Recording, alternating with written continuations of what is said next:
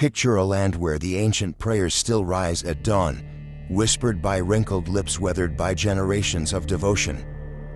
A land where the sacred scrolls are read aloud under olive trees, their letters glinting like stars against cracked parchment. A people shaped by covenant, carrying a history not written merely in ink, but carved into the very marrow of their bones. Now, imagine that same land shaken, fractured, its holy places defiled, its sacred laws mocked. Imagine the slow, relentless flood of a foreign culture washing away everything it touches. This is the world into which the story of the Maccabees is born. Alexander the Great was no ordinary conqueror. He was a dreamer, one who envisioned a world stitched together by Greek language, philosophy, and gods. By the time he died at just 32 years old, his empire stretched from the shores of Greece to the deserts of Egypt and the rivers of India. But Alexander's vision was not just of political domination. It was cultural assimilation. Everywhere his armies marched, they built cities, Alexandria's centers of Greek life, thought, and religion. Greek became the language of commerce. Greek customs became the standards of society. Greek gods were erected alongside local deities, first as neighbors, then as replacements. And though Alexander himself showed moments of respect for native traditions, the seeds he planted would one day grow into a much more aggressive force, forced cultural conformity.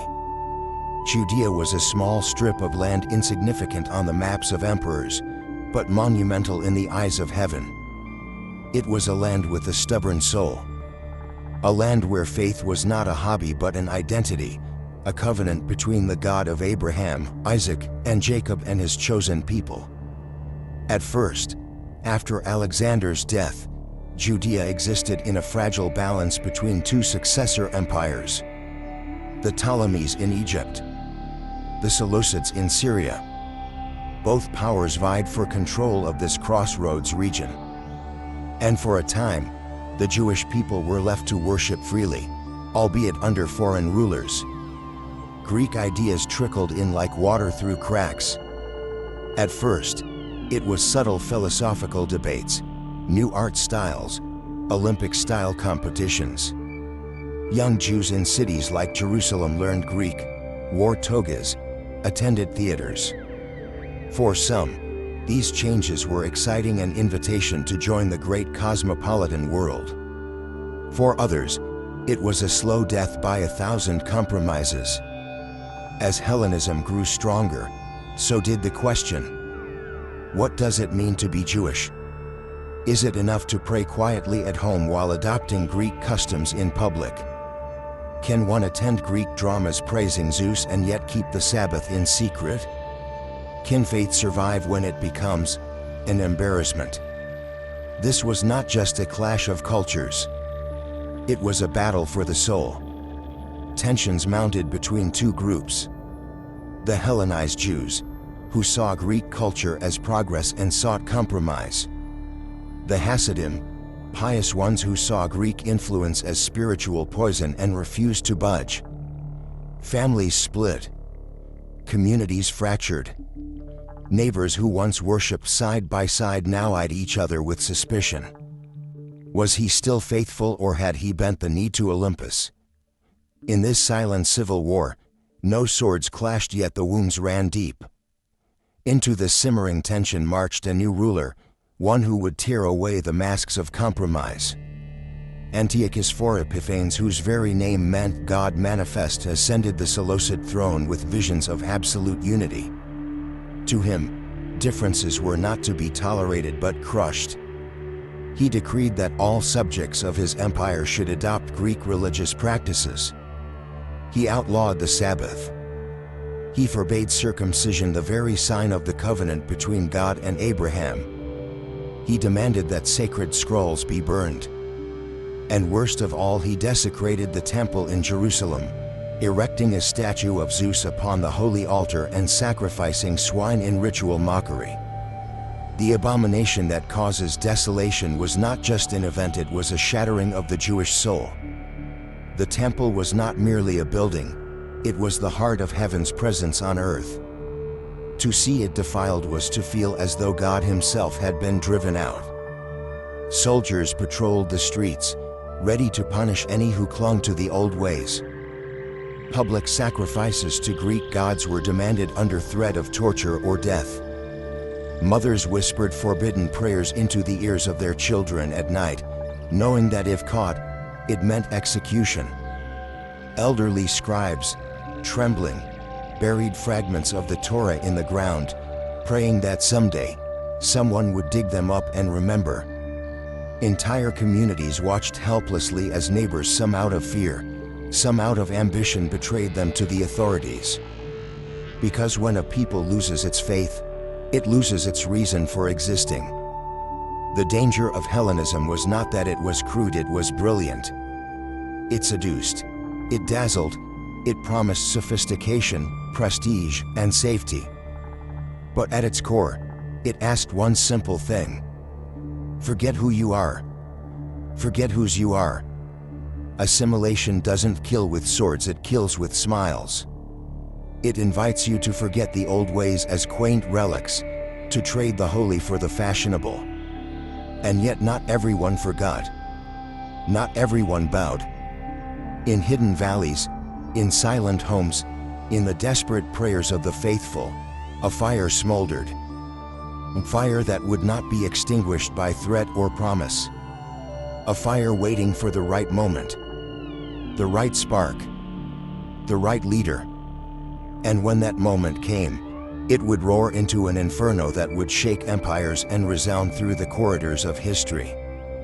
Thus the stage was set, a world polished on the outside, rotting within. A people torn between survival and faith. A temple desecrated. A covenant endangered.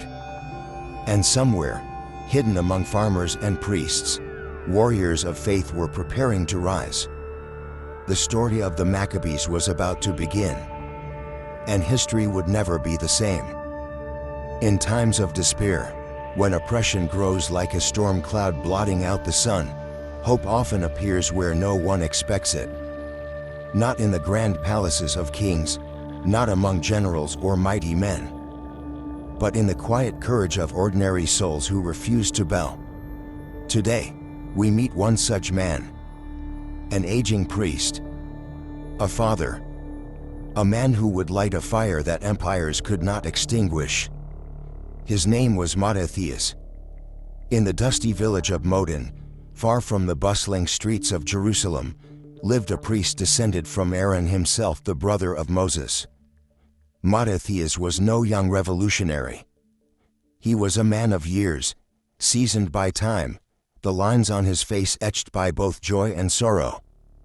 He had seen the slow decay of his people's faith.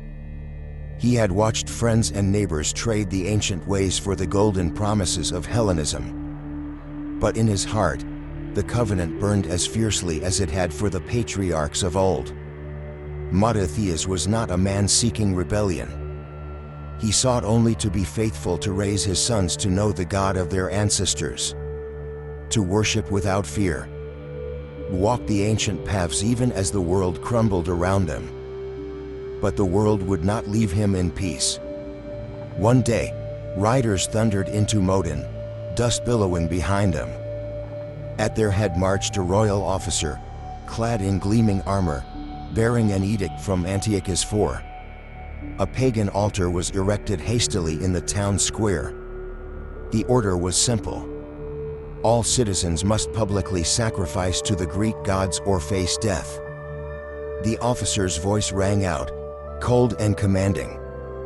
Mattathias, you are honored among your people. Be the first to sacrifice. Set the example. If you comply, great riches and favor shall be yours, and your sons shall prosper.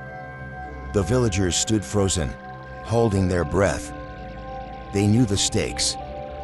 They knew the cost. They waited for Mattathias's reply. Mattathias stepped forward. His eyes old, but burning with fire, swept over his people, his sons, the altar of blasphemy. And then, his voice broke the silence. even if all the nations under the king's rule obey him, even if every man turns aside from the law of our fathers, I and my sons and my brothers will walk in the covenant of our ancestors. We will not forsake the law. We will not obey the king's commands." The words fell like thunder. The officer's face twisted in anger. But before any order could be given, something even more shocking happened. A man, a fellow Jew, stepped forward from the crowd, fear in his eyes. Desperate to save himself, he approached the altar, ready to offer a pagan sacrifice. The crowd gasped. Mattathias felt a fury unlike any he had ever known. A fury not of rage, but of righteous zeal. In a flash, he moved. He struck down the apostate Jew. He struck down the royal officer. Blood stained the stones. The air split with screams. With sword in hand, Mattathias turned to the stunned crowd and cried out, "Let everyone who is zealous for the law and supports the covenant follow me." And with that, he and his sons fled into the wilderness. They left behind everything: their home, their possessions, their safety. But they carried with them something far more precious: faith uncompromised. Life in the wilderness was harsh. Food was scarce. Shelter was primitive.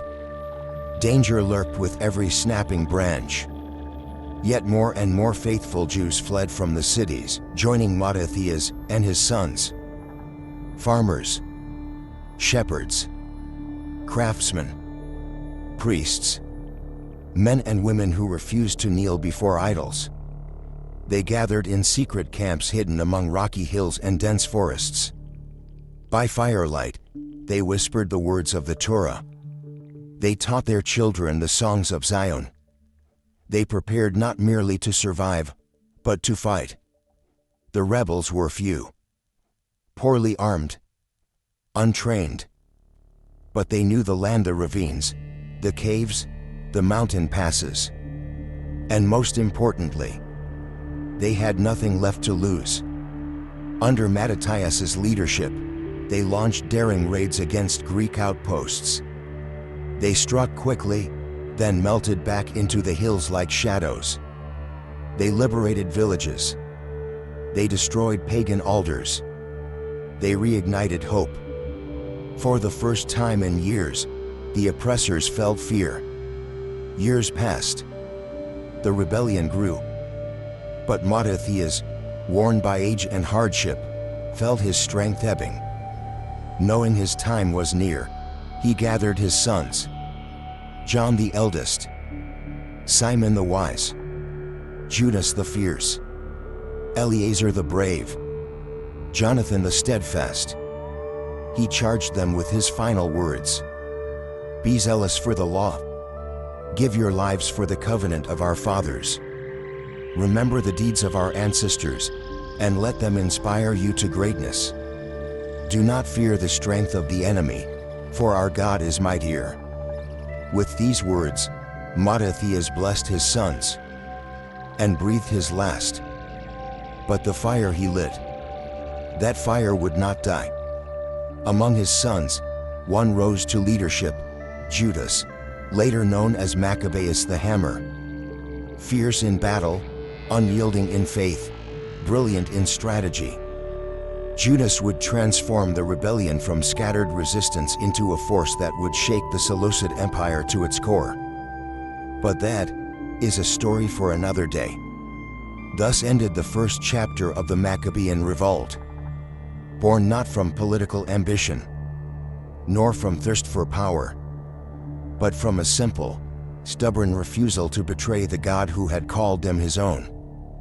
In the courage of an aging priest and the sacrifice of a family, we see the seed of a revolution that would echo through the corridors of eternity. From the ashes of oppression, from the blood of martyrs, from the prayers whispered in the darkness, rose a warrior, a man not seeking glory for himself, but victory for his people and his God. His name would thunder across battlefields. his enemies would fear it. His people would whisper it in awe. Judas Maccabeus, the hammer of God. And this is his story. Judas, third son of Mattathias, had grown up steeped in the traditions of the covenant. He was not a man of many words, but every action was a shout of defiance. He understood from the beginning. This war was not about land. It was not about power. It was about the soul of a people. Lose the land, and they could rebuild. Lose the temple, and they could rededicate. Lose their faith, and they would cease to exist. The army Judas inherited was a ragtag band of farmers, shepherds, and villagers. Poorly armed, poorly trained, facing one of the most powerful militaries in the world. But Judas knew something the Seleucid generals did not. Faith can forge men into weapons sharper than any sword. Guerrilla warfare, Tan Kong Enhan, Rodlui Enhan, Nu Enhung Bang Matran Sa Mak. Tan Dung Dia Hin, In Nap Trong Doi Nui, Dot Kich Veo Kak Tu Yen Duong Type Te. Dan Veo Tam Li, Thang Enhung Tran No Truok, Gorac Su Huan Lon. And slowly, impossibly, the tide began to turn. The Seleucid Empire had enough. They dispatched a seasoned general, Gorgias, with a massive force to crush the rebellion once and for all. Their plan was simple. Track down Judas, surround him, annihilate him. But Judas had no intention of waiting for death. At dawn, Gorgias attacked, only to find an empty camp. Before his forces could regroup, Judas struck from the rear, catching them unprepared, panicked, disoriented. The Battle of Emmaus ended not with a siege, but with a slaughter. The Seleucid forces fled, leaving behind weapons, supplies, and their dignity.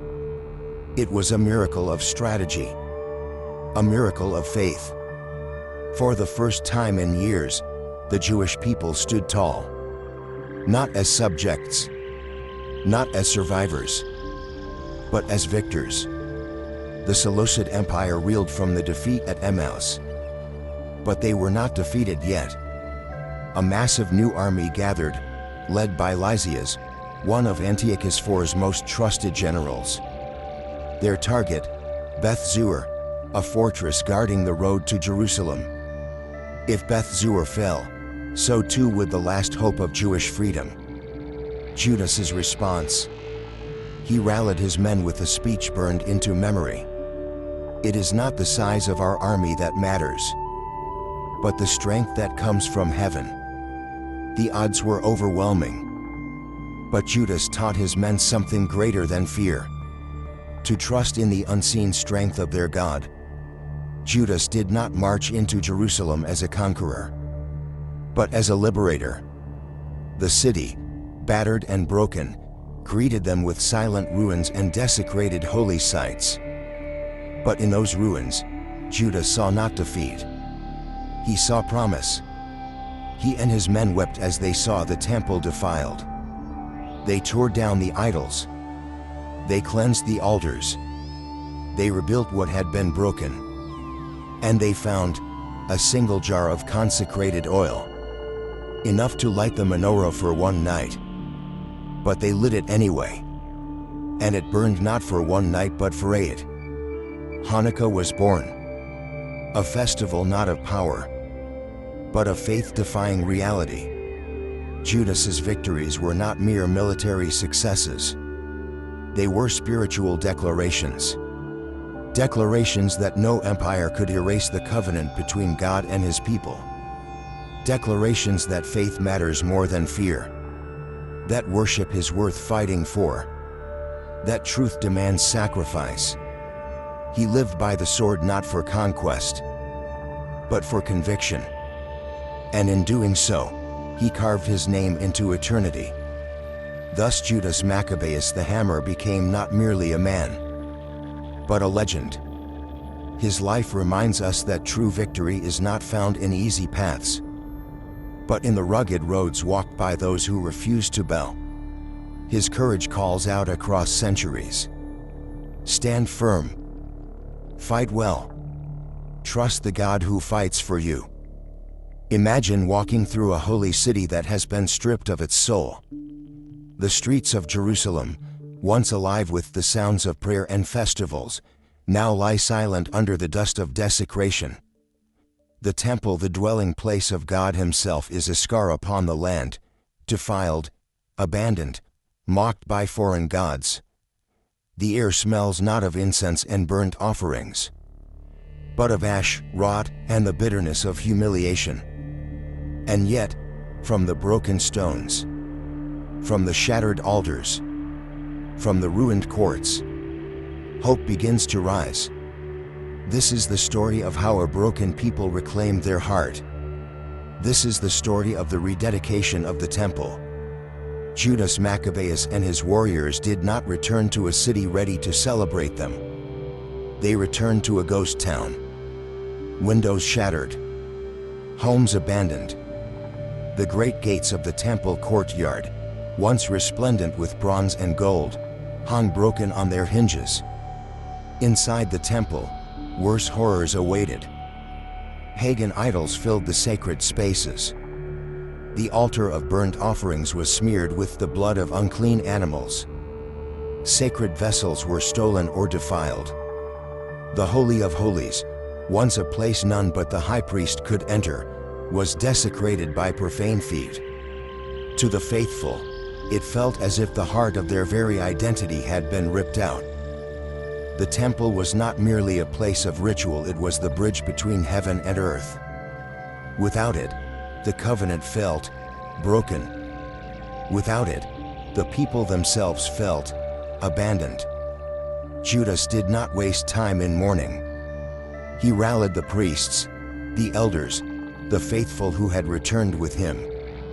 They would not rebuild everything overnight, but they would start with what mattered most: cleansing, restoring, rededicating.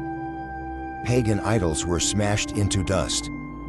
Defiled stones were removed from the altar, carried outside the city to a place of ritual impurity. The inner courts were scrubbed clean, every surface washed, every trace of blasphemy purged. It was not merely physical labor, it was spiritual warfare. Every stone lifted, every floor swept, every idol shattered was a declaration: we are God's people still. The hands that once wielded swords now wielded hammers and chisels, not to destroy, but to rebuild. The same faith that had won battles against armies now conquered the filth that had defiled their sacred home. The altar of sacrifice, the very heart of temple worship, had been defiled beyond repair. Judas made a solemn decision: tear it down, build it anew. Stone by stone, the old altar was dismantled. New stones, unhewn by iron tools, as commanded in the Torah, were chosen carefully, washed, and consecrated.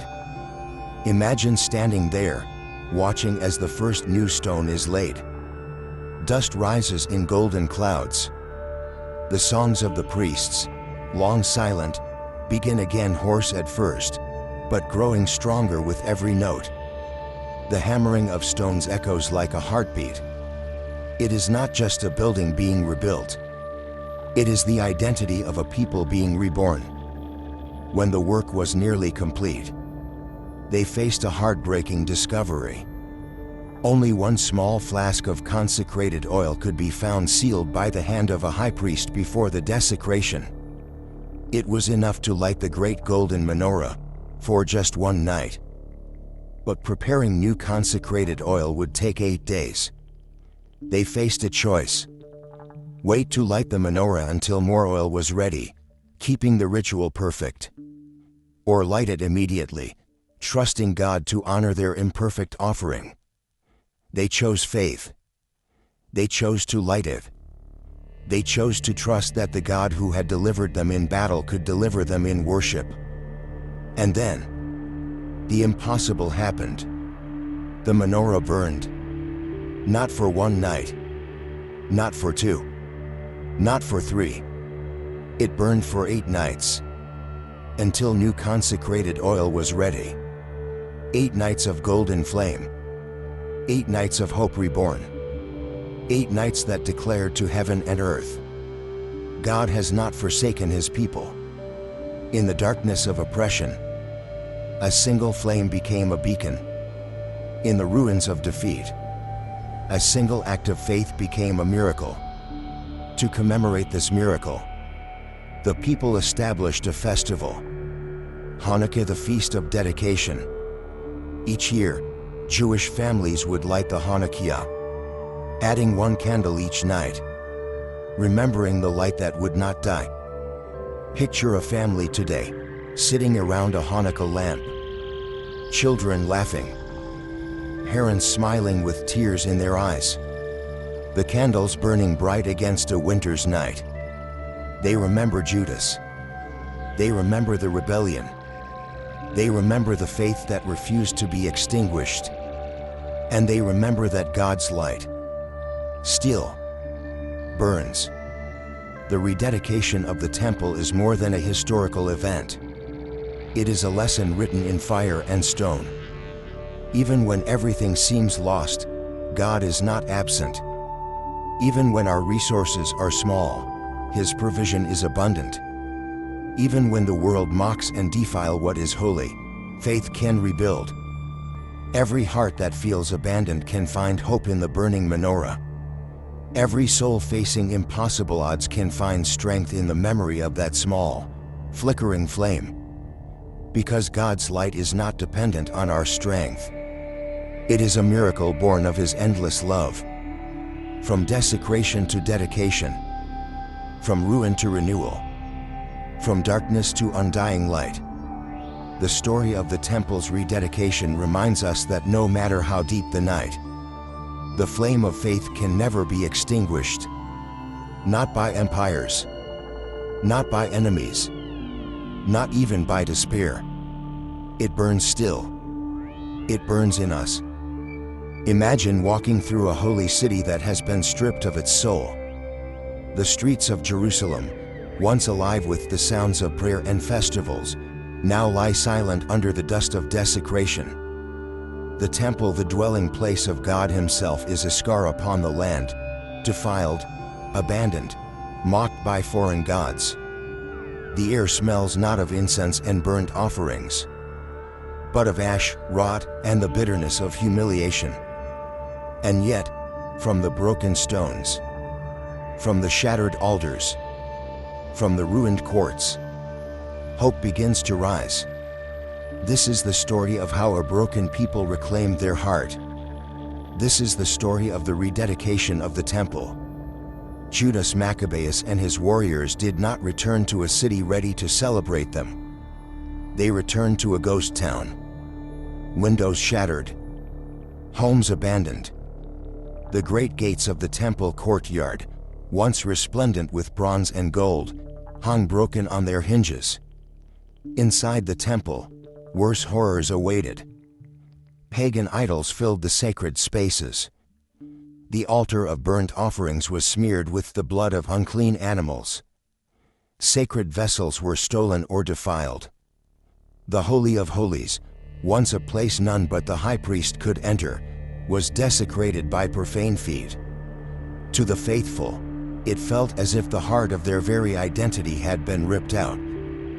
The temple was not merely a place of ritual, it was the bridge between heaven and earth. Without it, the covenant felt broken. Without it, the people themselves felt abandoned. Judas did not waste time in mourning. He rallied the priests, the elders, the faithful who had returned with him. They would not rebuild everything overnight, but they would start with what mattered most: cleansing, restoring, rededicating. Pagan idols were smashed into dust. Defiled stones were removed from the altar, carried outside the city to a place of ritual impurity. The inner courts were scrubbed clean. every surface washed, every trace of blasphemy purged. It was not merely physical labor, it was spiritual warfare. Every stone lifted, every floor swept, every idol shattered was a declaration. We are God's people still. The hands that once wielded swords now wielded hammers and chisels, not to destroy, but to rebuild. The same faith that had won battles against armies now conquered the filth that had defiled their sacred home. The altar of sacrifice, the very heart of temple worship, had been defiled beyond repair. Judas made a solemn decision. Tear it down. Build it new. Stone by stone, the old altar was dismantled. New stones, unhewn by iron tools, as commanded in the Torah, were chosen carefully, washed, and consecrated. Imagine standing there, watching as the first new stone is laid. Dust rises in golden clouds.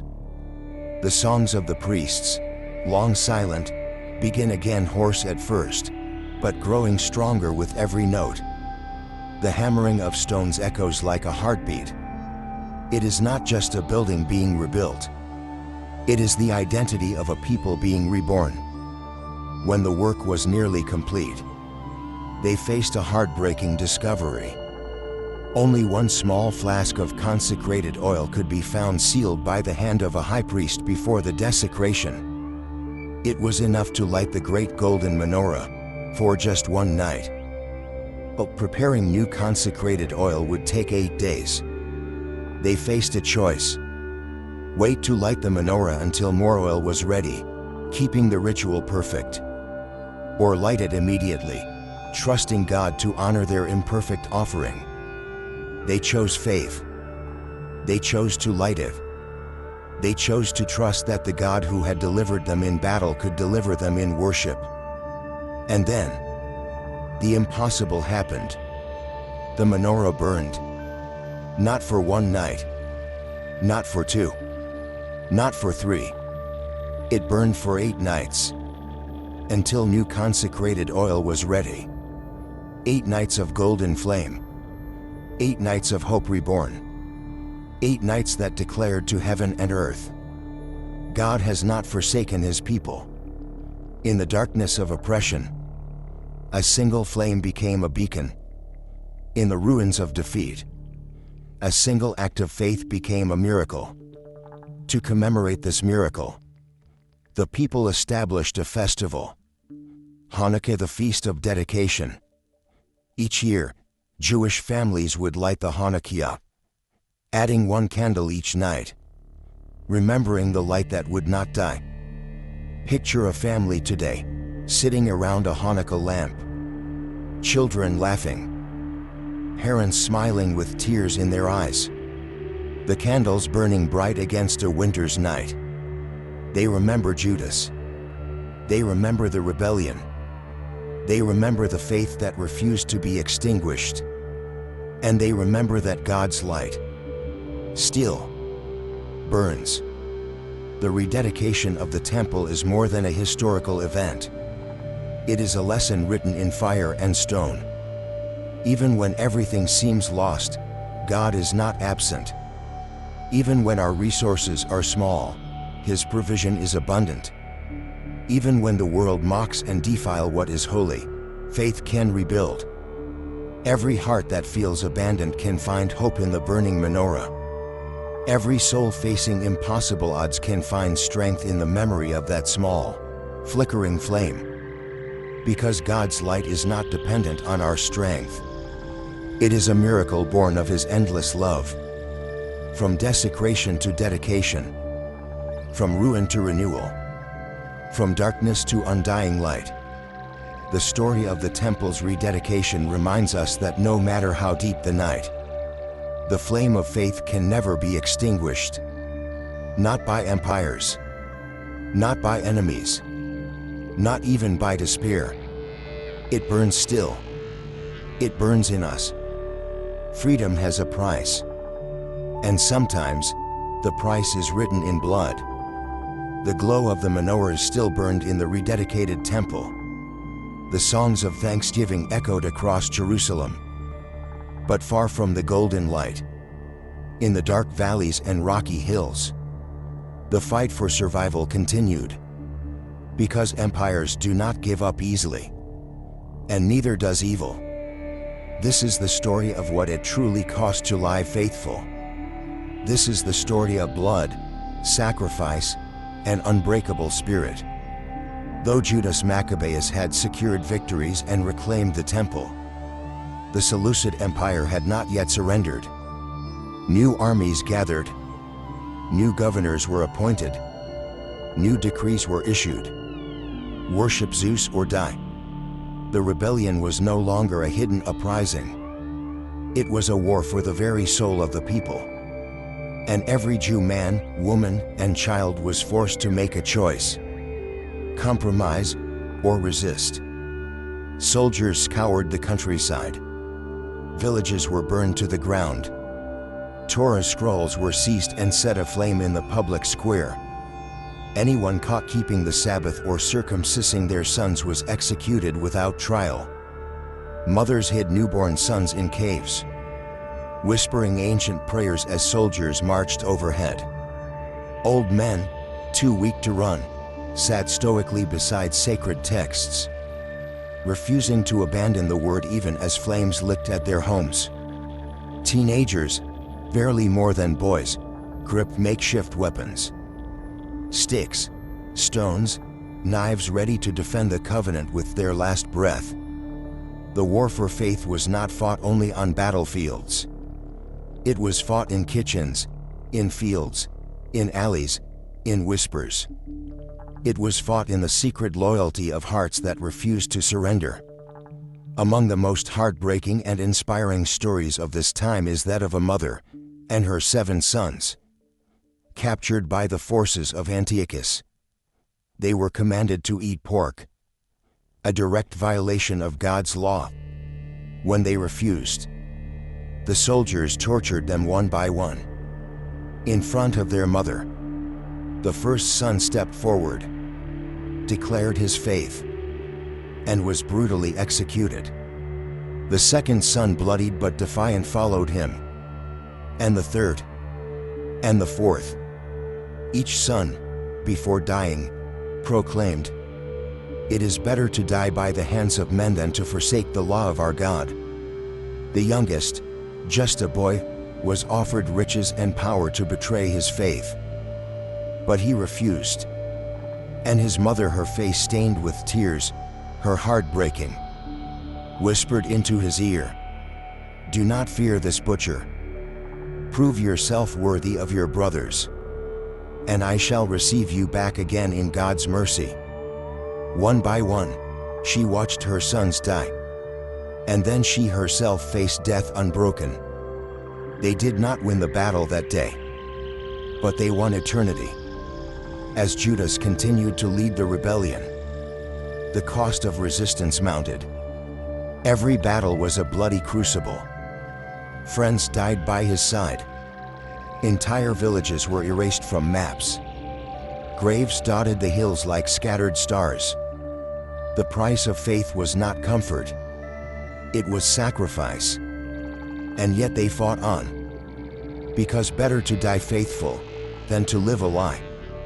In time, even Judas Maccabeus himself faced the ultimate sacrifice. At the Battle of Elassa, he led a desperate, outnumbered army against overwhelming Seleucid forces.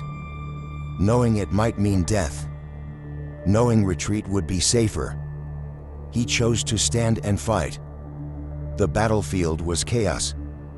Dust, blood, cries of agony.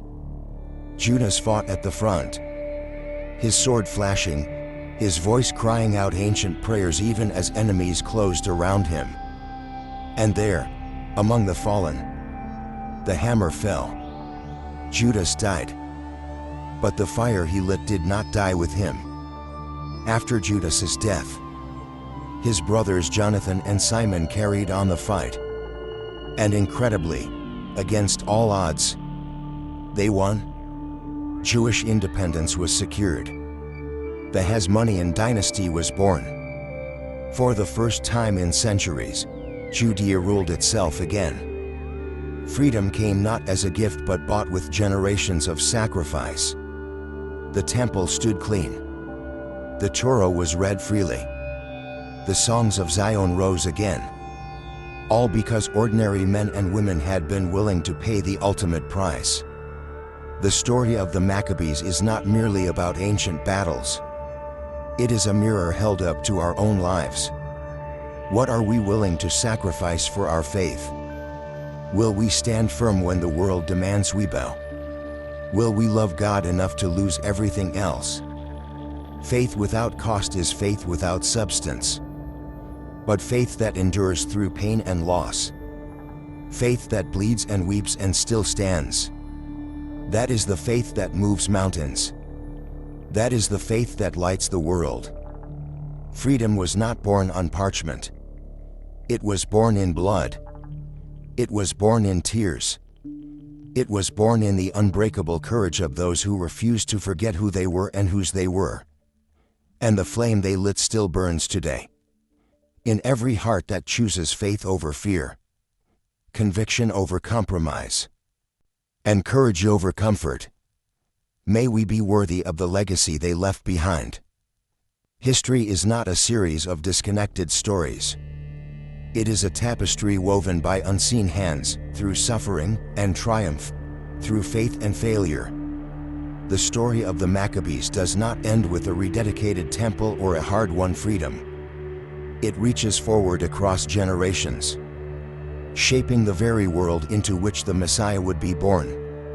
Today, we explore how the courage of a few faithful rebels helped prepare the way for the greatest light the world has ever known. After the rebellion, Judea entered a period of fragile independence under the Hasmonean dynasty. For the first time in centuries, the Jewish people governed themselves. The temple once again became the center of worship. The Torah was studied openly. The Sabbath was kept without fear. But this political freedom, while precious, was precarious. External threats loomed. Internal divisions simmered. Yet what mattered most, the heart of the Jewish people, their faith survived. And it is that survival which shaped the world into which Jesus Christ would be born. Had the Jewish people been fully assimilated into Hellenistic culture, there would have been no faithful remnant, no keepers of the covenant, no longing for redemption. The world Jesus entered was one shaped by the struggle to preserve identity against overwhelming pressure. Chin no kuak noi de qua Maccabees. The Torah was preserved and taught. Synagogues flourished across Judea and beyond. Messianic hopes were kindled in the hearts of the oppressed. Without the courage of the Maccabees, the soil might never have been ready for the seed. Every time a Jewish mother whispered the Shema to her child, every time a rabbi unrolled a Torah scroll in a dusty village, every time the people gathered for Passover, remembering the God who delivers, they were unknowingly preparing the world for the coming of the deliverer himself.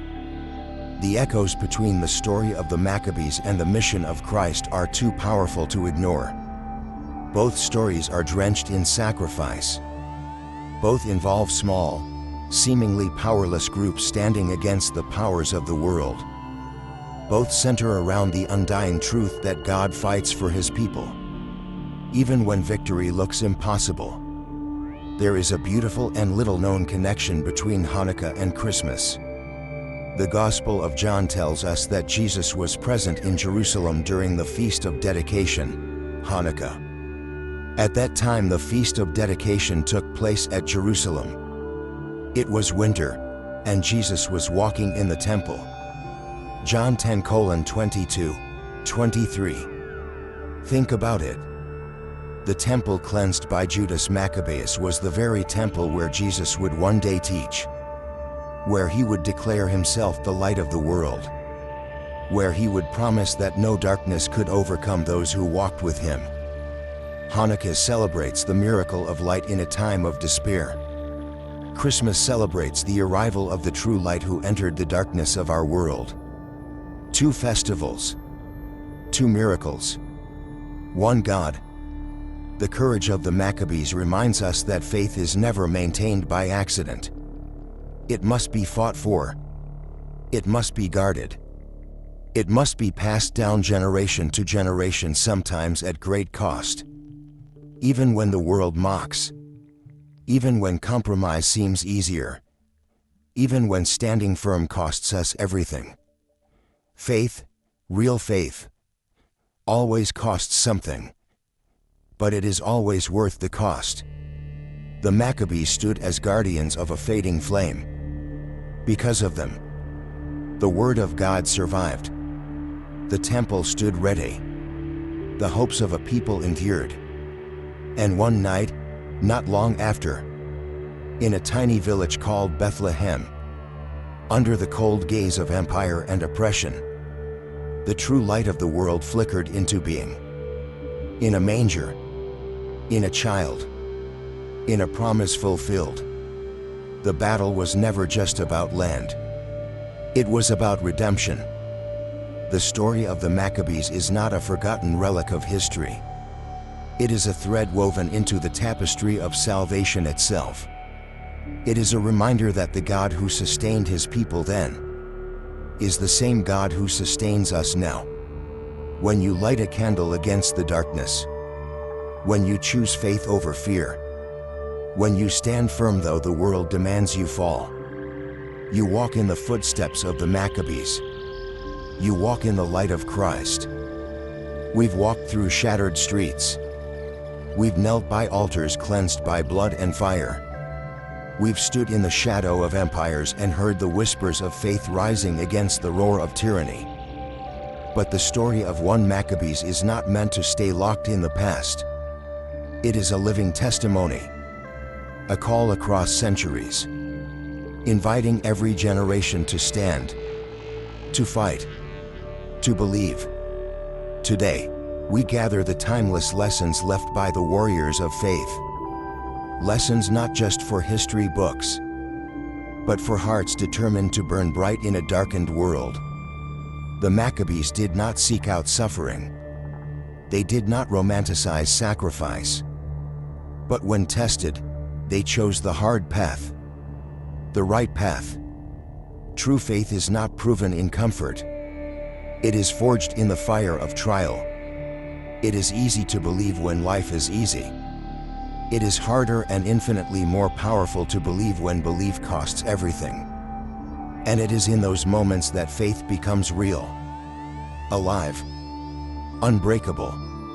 To the Maccabees, freedom was not merely political. It was spiritual. What good is political freedom if the soul is enslaved? What good is prosperity if it costs your identity, your truth, your God?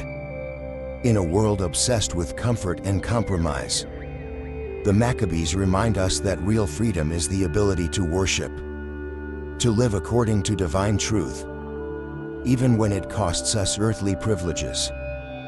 Freedom without faith is simply another kind of captivity. The miracle of Hanukkah was not the grandeur of victory. It was the miracle of a tiny flame, burning longer than reason said it should.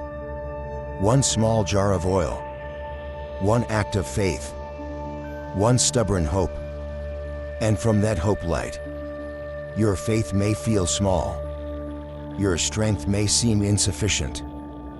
But when placed in the hands of God, even the smallest flame can set the world ablaze. Never underestimate what God can do through one faithful heart. The Maccabees knew what it meant to lose everything.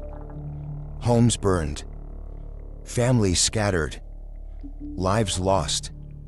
Yet they stood, because some things are worth losing everything to protect.